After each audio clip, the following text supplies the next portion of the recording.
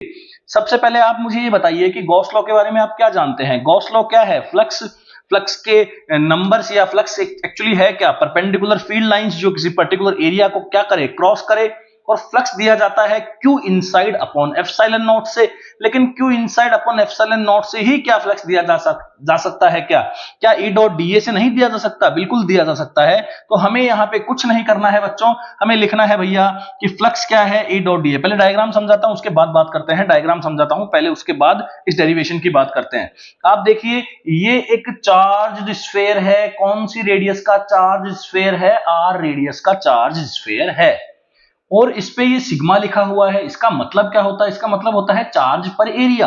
कितने unit area पे कितना चार्ज बटा हुआ है, इस यूनिट एरिया पे कितना चार्ज बटा हुआ है, that is called charge density, area charge density. Clear है?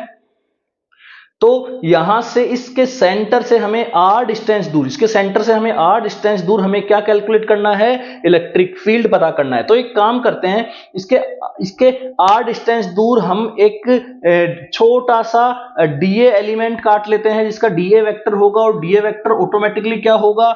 बाहर की ओर होगा। और इस प्लस की वजह से इस पॉइंट पे इलेक्ट्रिक फील्ड भी किधर होगा? इधर होगा। क्लियर है? तो हर एक पॉइंट पे अगर अपन देखेंगे तो हमेशा dA वेक्टर आउटसाइड आएगा, उसी डायरेक्शन में इलेक्ट्रिक फील्ड।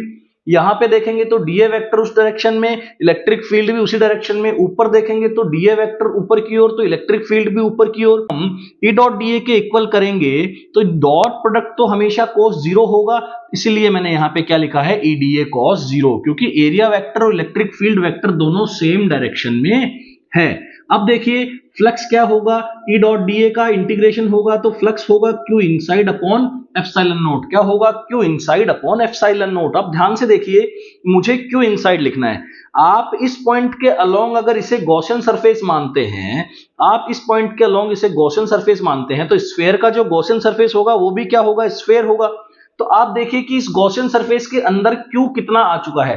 क्या ये पूरा का पूरा चार्ज इस गॉसियन सरफेस में आ चुका है? जी हां, बिल्कुल, ये पूरा का पूरा चार्ज इस गॉसियन सरफेस के अंदर है। तो Q इनसाइड में टोटल चार्ज लिखा जाएगा। तो